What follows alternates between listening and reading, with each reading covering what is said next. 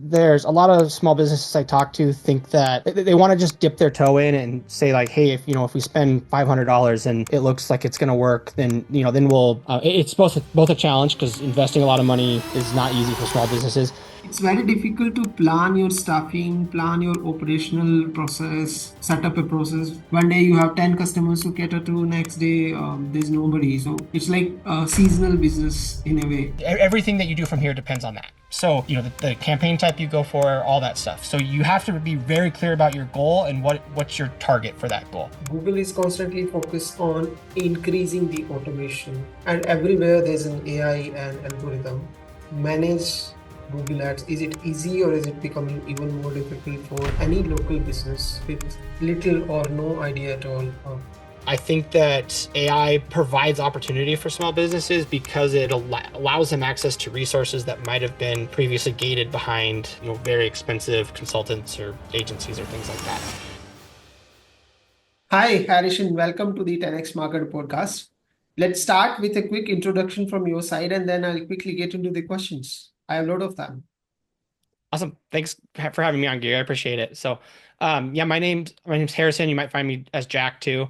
I sometimes go by my middle name. So, I've been doing Google Ads for businesses for about 10 years now. And kind of my focus has always been on local businesses that are trying to reach audiences that are near to them. I've worked on big accounts, small accounts, but local businesses have always kind of been near and dear to me. I grew up in a small town and still don't live in an area that most people would call big. So the small businesses and local businesses is an area I really like to help. Understood. Awesome. And thank you so much for joining me in the podcast.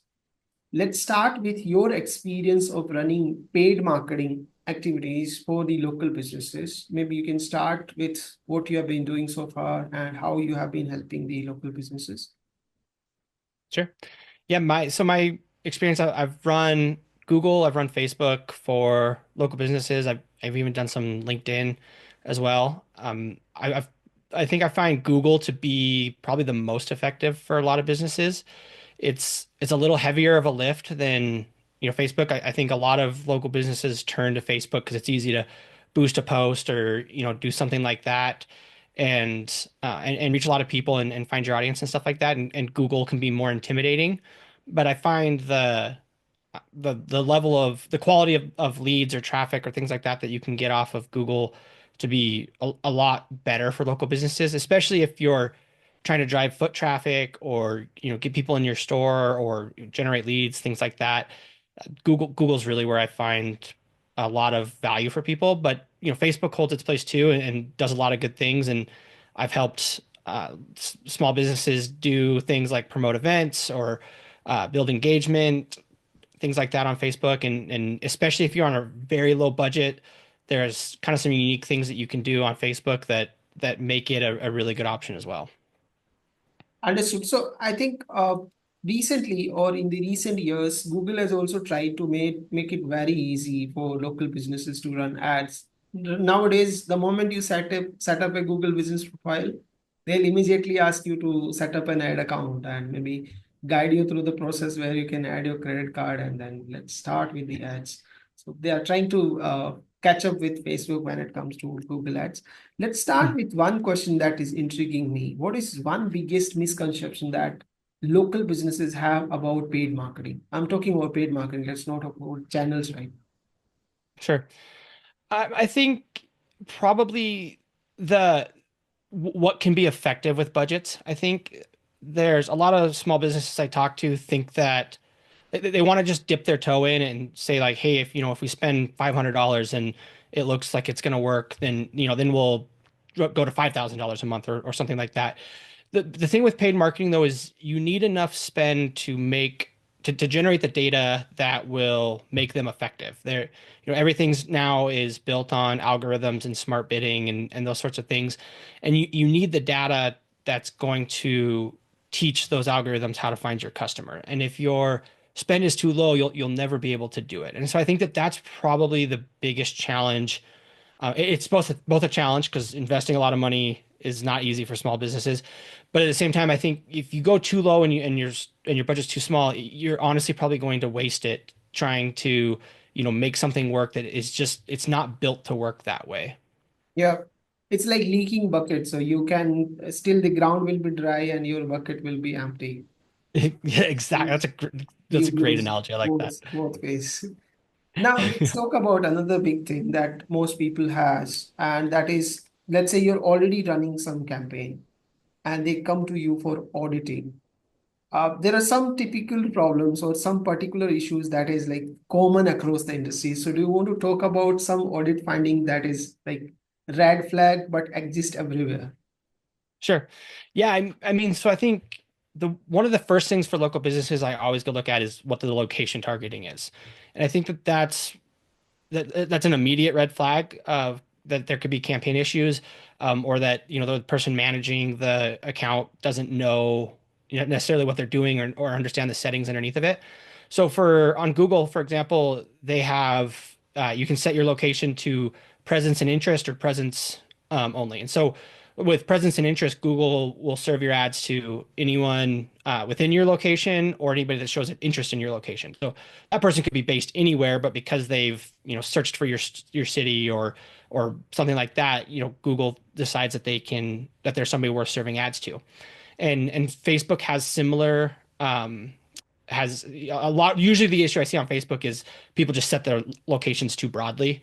They set a 25-mile radius or something like that, and they only serve people within 5 miles or something. So those are that's one of the biggest red flags for me is like, what's the location targeting? What's your actual service area? And are we matching that? Because if you're serving ads outside of an area where people realistically are going to come to your business, they're not going to be effective no matter what you do. People, if you're a restaurant or a store or something like that, people aren't typically going to drive, to another town or the other side of a town or something like that and visit your store just because they saw a Google ad. So that's probably my number one thing. The next thing I'll look at is things like, Google search partners, placements, or Facebook expanded placements on Facebook. Some of those sorts of settings, display expansion on Google's another one. They typically those are pretty big budget wasters for small businesses, especially because they don't they're not effective for most businesses, honestly. But when you're a small business and you have a limited budget and you need it to be as effective as possible, you can't spend the money on those sorts of placements to even if there's a little bit of incremental lift or something like that, it's typically not worth what the extra cost is and what the wasted spend is. So those are kind of the first biggest those are the biggest things I look at. So. So let's talk about the location part. And I think I come across many businesses and I also run a coaching program on marketing. So where the small business owners are often like my Mhm. participant coaching program. One of the misconception people have is about location. So let's say I'm targeting a certain location. Right now, most people are mobile. So earlier, when you used to target location where people were static. So you were sitting on a computer, Mhm. you have a static location. Now everyone is moving across through mobile. How do you actually decide whom to target? Because if you're targeting a certain locality, 5 kilometer radius, your focus is on the residents or people who are living there, but there Mhm. may be a lot of people who are commuting through that location. And will your ads be served to them, or you have an option to exclude those people? Yeah, so I mean, so the biggest thing would be the presence setting on Google, for example, that that is people that are actively in your location. So when they're conducting a search or maybe they're on YouTube or something like that. So that helps a lot. It makes sure people are at least physically within the area that you want to target. Now, if it's somebody coming from out of town on their phone or things like that, you're going to have some of that overlap no matter what you do. But for a lot of local businesses, that's not necessarily a bad thing. Especially if you're targeting, you know, your typical customers, things like that. For like a lead gen company or a B2B company, you don't necessarily want those people to come in. But the benefit with Google is they're not those types of people probably aren't coming. Like probably not on vacation and searching for a roofer while I'm on vacation. I'm sure it happens. People do that, but typically I'm not like looking for a roofer in the town that I'm, currently in. So then I think that's where Google's so powerful for local businesses is, I'm telling you what I'm looking for, and Google knows where I'm at, and what my history is and stuff like that. Yeah, So so I think there's a critical difference here in yeah. location targeting. If you're targeting location on Meta, you're not giving any indication. You're targeting based on the demographic. So even let's say you're running ad for a dry cleaner or a roofer, and you're targeting everyone in your location. So somebody coming to your office, like coming to their office, will still be able to see your ad because you're targeting based on demographic. But Mhm. they will not actively search for dry cleaner when they are in office. So Google is safer there. So that's a critical difference that as a local business you need to understand. Yeah, absolutely. And I think that's kind of the biggest difference maker between the two platforms too. So Yeah, so that's a huge difference actually. In fact, mhm. I had a customer recently who is running ad for kids tennis program. So on Meta, they were consistently struggling because the academy for tennis is near a big corporate IT hub, and ad getting served to those people because there are thousands of people, but none of them is target customer. So that's one big challenge that they had on Meta. Yeah, oh, absolutely. Shifting to Google makes life easier for them at Mhm. least. Yeah.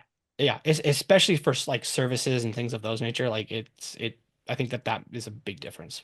Yeah, so and one thing that we discussed earlier, and now also I want to reiterate on that point, is that for a small business, the biggest challenge is they have a small budget. Like maybe I'm a small business, I have $1,000 at the max for spending in a month.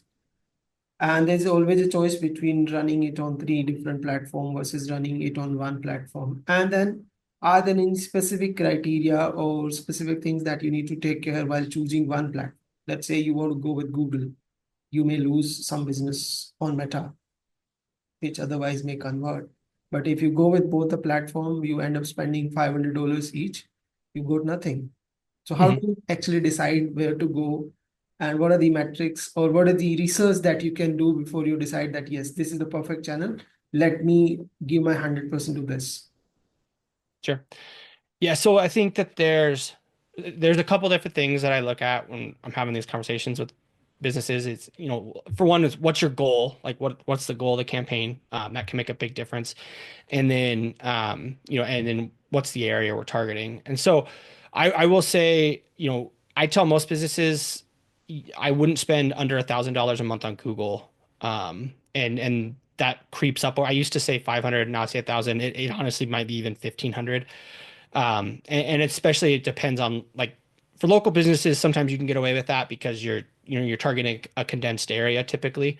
If you're a local business but you're trying to like reach the whole country, $1,500 is a drop in the pail and it's not going to make a difference. So that's kind of the biggest area. And if you're trying to generate leads, for example, you're probably going to have to go even further up. Anything under $5,000 a month is typically what I'll call a small budget.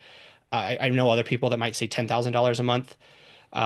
Depending on the population in the area you're targeting, $10,000 a month could be a ton of money. And so, so the how big the area is and what the population is can make a big difference there.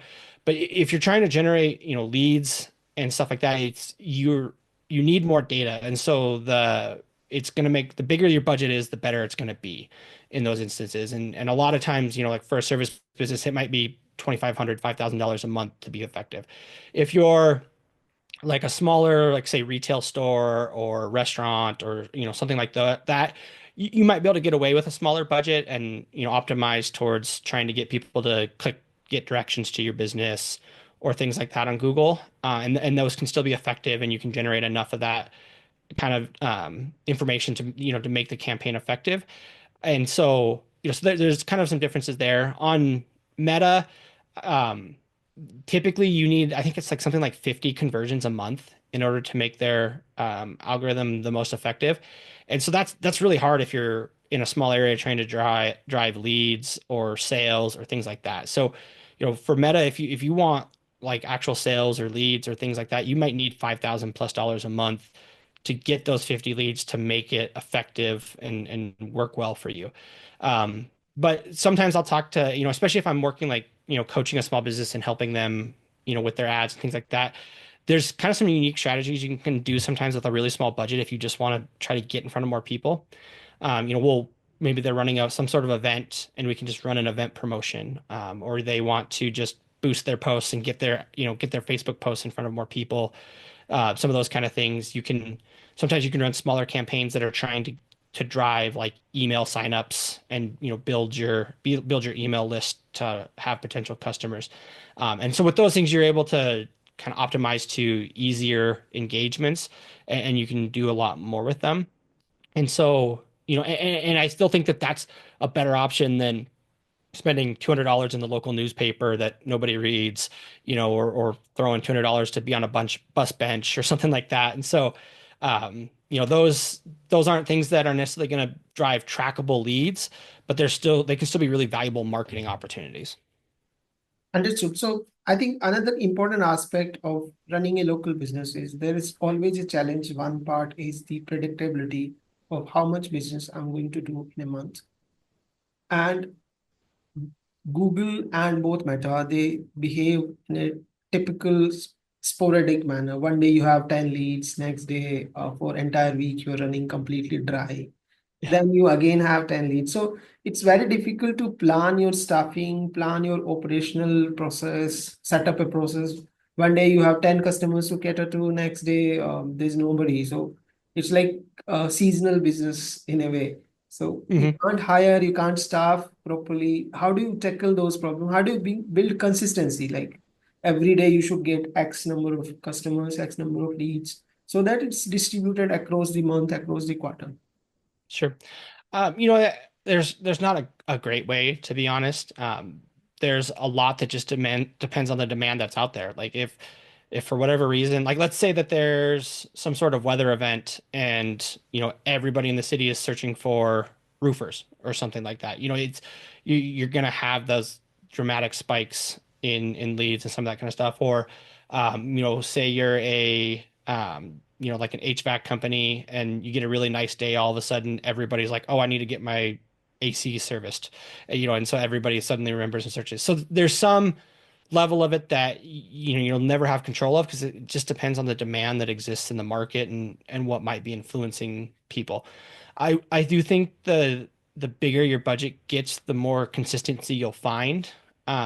Small budgets tend to be very volatile. And so, all of a sudden Google or Meta finds this like pocket of people that are the perfect fit and you get a ton of leads, and then it can't find more of those types of people, and you don't get anything for a while, and then it finds another pocket. And so it seems like the smaller your budget, the more volatile it'll be. Whereas, as you spend more and it has more data, it tends to even out, and it's much more consistent. Um, but unfortunately, some of that too is it's just the nature of a small business and the way things work. And sometimes you're running 100 miles an hour, and other times, you're wishing that somebody would call. So, Yeah. And I think one of the important aspect of this entire spike and the downturn event is that your learning of your campaign is also impacted. So one day you have a spike, there's a different kind of learning that your campaign will have, algorithm will have.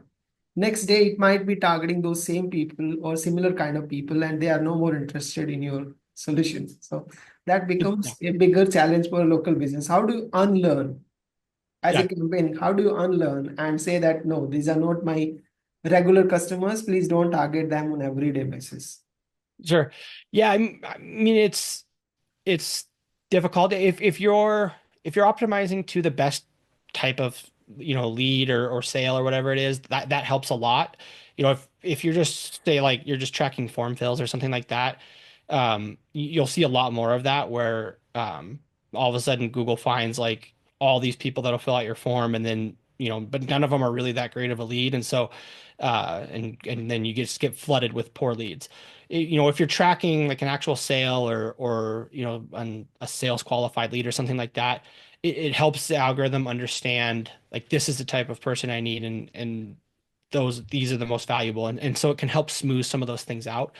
If you have weird seasonal spikes and things like that, there are some seasonal adjustments you can make inside of Google. And similar, like let's say you're running a promotion for a while. That's another big one, is like let's say you run a promotion and you get all this traffic and stuff from these sales, but now and the algorithm kind of learns on that, and now all of a sudden that sale's over, and now it's trying to find those same people, but they're very price sensitive, and so they're not going to respond now that there's no sale. So sometimes you have to use kind of like some seasonal adjustments or adjustments like that, and tell Google like, hey, there's a reason that this happened, and now we need to kind of back off some of those sorts of things. So there's some stuff that you can try to do in that'll help a little bit and smooth things out. Understood. So let's say some seasonal adjustments are done and you are having a consistent flow of leads. One biggest debate that you often hear from local businesses is they focus more on lead quantity. Like I want to get more leads, but the real game is quality, I think. If I have Mhm. to run a local business, I would focus more on the quality of customer rather than how many I can get. So how do you resolve that debate, and how do you come to a point where you are able to help them understand that this is the main metric and this is the most important thing you need to focus on? Yeah. Yeah, and that's I mean that's a huge issue in lead gen and for local businesses. So I usually try to have that conversation kind of up front.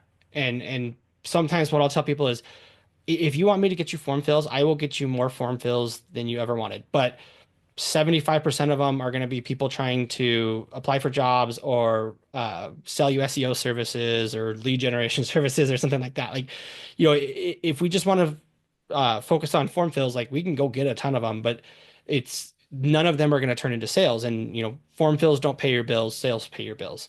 And so, I try to have that conversation up front and say like, hey, we might get less leads. And sometimes it's even like if I'm taking over an account for somebody and I can see that they've had bad lead quality in the past and stuff, and it'll be like, look, we're gonna see total leads drop. Like it could be drastic depending on what was tracked before. And so, but if you have that kind of open communication up front and say like, hey, this we're going to see this is going to happen, but ultimately you're going to be able to have more sales, more qualified leads that are actually valuable to your business that you can actually turn into sales, and that's really what matters. And so I think open communication is the best thing there, and sometimes people are just determined to be focused on form fills no matter what you do. Yeah. And it's unfortunately I think you'll just struggle if that's your goal, but if you can learn that quality is better than quantity, you'll probably find a lot more success. Yeah, it's like they challenge you to change my mind. Like Yeah. you dare to Yeah, change my mind. I may exactly. change. I'll still track the number of pounds. Yep. Now, Yep. that often happens, and you have to deal with each kind of business owner. I mean, they have their own hypothesis, which is defined in their mind according to them, and you can't change suddenly. You can't expect people to change because you are proposing something different. At least you have to show that success story. Now Mhm. let's talk about some personal experiences that you had with local businesses running some paid ads. So let me quickly take you through some questions, or maybe if you can guide me through the entire process, starting from the research process for a local business to finally getting them a number of quality leads, or maybe if you have experience where you help them set up a CRM or a system of tracking the leads. So can you walk me through the entire process for my audience? Sure. Yeah, I mean, so the first place I always start is what's our goal? And everything flows from there. Are we trying to get more leads? Are we trying to get sales? Do you just want a lot of people to see, your video? What's your goal? And everything from there, everything that you do from here depends on that. So, the campaign type you go for, all that stuff. So you have to be very clear about your goal and what's your target for that goal. So the other big piece is, how much are you willing to pay to get whatever that goal is? How much are you willing to pay for a sale, or how much are you willing to pay for a lead? And so those are huge decisions that you have to make at the very top, and that's kind of always where I start. Like, so let's say you want to focus on leads, and you can pay $100 for a lead or something like that. So from there, then what I'll do is kind of go into like where can we be most effective? And some goals might be more effective on Meta, some might be Google, but for leads, let's say your focus turns to Google. So then we'll kind of just decide on your campaign type. Typically, you're probably going to be looking at like a standard search as the main focus for a local business, especially if budget is limited. And you kind of start building, working your way down from there. And so, I guess jumping up back before that, making sure you can track whatever that goal is. So, let's say you want leads, you need to be able to track the actual conversions that are taking place. The kind of the low end of that is tracking form fills. The high end of that is tracking actual closed sales. Typically, we aim to find some sort of like sales qualified lead where they've actually made it to a salesperson and that salesperson is saying like, hey, yeah, this is a legitimately interested person. Like that's kind of a lot of times for lead generation, that's might be the best you can get. But it's still it's at least a good person, and then it's on your sales team to go figure out how to close that person. You know, sales are easy because you're just tracking purchases. If you're trying to do foot traffic, sometimes you can track store traffic visits from Google, or some other things there. So then you kind of move down into like building out your actual campaigns and your strategy. Like I said, a lot of times you'll start on search and you'll typically, start doing keyword research. And with local businesses, I focus very heavily on exact match. They're not, I mean, exact match isn't as exact as it used to be. It's you're going to match more broadly, but it's still probably the most effective type. And I always look more towards long tail keywords versus generic. Like you talk to an HVAC person and they're like, I just want my ads to show up every time somebody types in HVAC. But I honestly, you really don't. You want somebody that searches for, you know, my AC broke down. Who do I call? Or something like that. And so a lot of times your longer tail keywords are going to be more effective, and while they might cost more, they are more likely to turn into the person that you want to show up for. And so then from there you'll kind of move in, to creating your ads.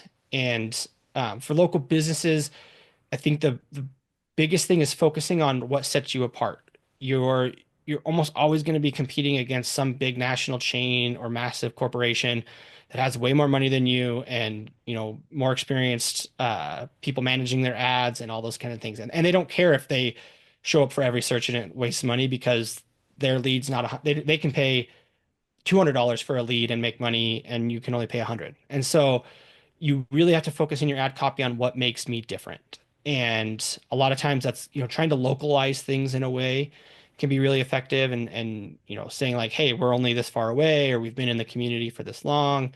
Um, and some of those kind of things, like something that'll catch people's eye and let them know like this is actually a local person that I can talk to and not some faceless corporation. Um, and then ultimately from there, a lot of it really just depends on what your offer is. And you have to have a good offer that can compete with your competitors in the space. If you are just sending people to your homepage or a service page and hoping that they'll, find their way and reach out to you, you're probably not going to find a lot of effective leads coming from that. You need to have a high quality landing page and a very competitive offer that is going to entice them to go with you. And so that can be a really difficult thing for a lot of local businesses. It takes a lot of time and effort and thought to develop the type of competitive offer that you need, but that can make or break a campaign from that standpoint. Understood. And that's a very good summary of entire step-by-step process. Now let's talk about, I mean, still picking about from your experience. Let's talk about any campaign that went completely sideways, like you were expecting something else and then 1 or 2 months of effort and nothing is really working. How do you come back or fix or maybe end up losing the customer if you really want to share such stories on the podcast? Sure. Sometimes despite your best efforts, things don't work. And that's just kind of the nature of marketing is it, doesn't necessarily always work the way that you thought it was going to work. So I think typically you can learn along the way, and hopefully whoever's managing ads is learning along the way and saying like, hey, look, we thought that this service was going to work really well, but nobody seems to be searching for it, or the people that aren't turning into leads or sales. And we need to be, searching for new keywords or trying to figure out what people are looking for. And so, you really should be optimizing and learning and figuring things out along the way and trying to move towards what's working and what's not. Even sometimes, despite your best efforts, that may not work. I think a lot of times the one of the biggest issues is that your offer is not competitive. If you're installing Windows and your competitor is offering, you know, buy four Windows, get one free, and you're offering $100 off four Windows, it doesn't matter how good your marketing is. People are going to go with the buy four, get one free.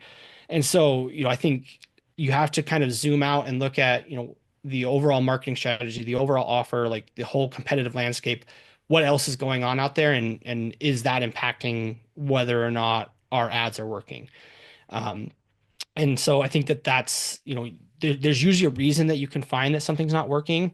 Maybe your customers maybe they aren't searching on Google and you need to look at testing Facebook, or maybe they're not on Facebook and you need to look at testing Google.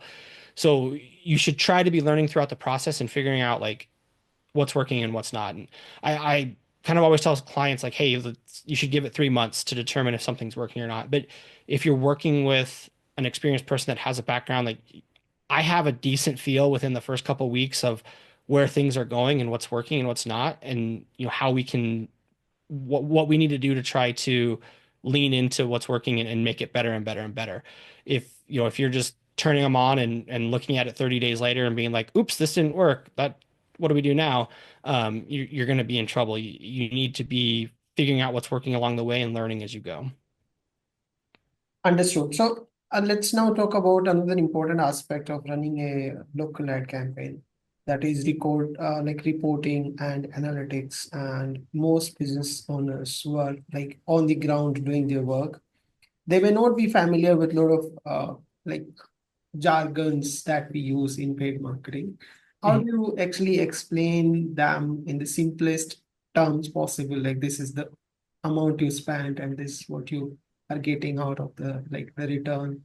And especially when you are asking for 3 months, should they be patient for 3 months and then ask you for a report, or should there be a report which says that yes, you are moving in the right direction and you don't have to worry, you'll finally get there? Yeah. So for all my clients, I provide monthly reports and typically a monthly call if they're interested. Sometimes we'll talk more often than that. From my standpoint, especially early on in a relationship, I'm trying to communicate, what I'm seeing and like, especially if something's not going the way I expected and it's not going well, I want to be heavily communicating, with my client about what I'm seeing and what I'm trying to do and how we can fix things and make them go where we want. Um, I always try to distill things down to what makes sense to them. Like, um, business owners can get focused on like the cost per click or how many clicks did I get or how many people saw my ad, and I'm always happy to share that data and stuff, I also usually bring it along with a conversation of, you know do you actually care how many clicks you got, or do you care how many people are coming to your business to make a purchase, or who your sales team can now talk to and turn into sales. And so it's always about open communication and saying like, hey, like here's these metrics, these are cool, but let's talk about like what actually matters for your business. And that's where I'm focused. And so it's it's just kind of to distill like our language into a business owner's language and what actually matters for them. And like I don't talk to business owners about impression share or things like that, because it doesn't necessarily matter that much. They want to know how many people went to my website and are turning into a customer that it's going to pay my bills. And so that's typically kind of where the focus is. And like I said, I provide monthly reports that show as much or as little details they want. Sometimes I'll talk to clients, they're like, I don't really want to look at any of this stuff because it's confusing.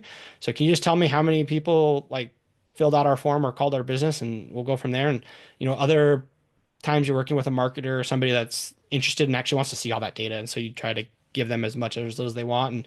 And then I always include a write up with it and say like, here's what we saw this month, here's what I think we should work on going forward, and what we think where things can go from here. That's awesome. And I think we had a lot of valuable things to discuss today, and I got some really important nuggets. We'll end the episode with one question. Google is constantly focused on increasing the automation. There are performance maps, there are smart campaigns, there are demand gen campaign, and everywhere there's an AI and algorithm. How difficult it is to manage Google Ads? Is it easy or is it becoming even more difficult for any local business with little or no idea at all of running the Google Ad campaigns without hiring an agency? Um, it's it's easier than ever to set up a campaign. I think it's harder than ever to set up an effective campaign that'll actually work for your business. And that's kind of I think that makes sense for Google. Like I'm they're happy for you to set up a campaign and run ads, and it doesn't really matter from there. And I don't think that that's fully true. I think Google wants you to have some success too. But it's very easy to set up a campaign, but with automation and AI and machine learning, it needs a lot of data to work well. And for most small businesses and local businesses, that is the one thing that they have the least of. They don't have the budget, they don't have the location reach to generate the data that makes those campaigns effective. And so while it's really easy to set them up, it's very hard to make them work well because of that constraint. And I think that that's there's I know of local business owners that I've talked to and worked with that are doing it really well and it's working great for them. I know of other ones that are think that it's never going to work for them and it's the worst thing that you could try to do. So it's it's a very it's I think you're better off working with somebody that knows the landscape. And even if you can find somebody that's a coach or a consultant that can help you run them yourself, if that's what you're doing, or find a good quality agency to help you with them, I think you'll be more likely to find success than just following Google's guides and recommendations and hoping it works. Understood. So I think no conversation on digital marketing will be over without talking about AI. So I think that's one customary question that I ask to each guest. So I should not leave you with that.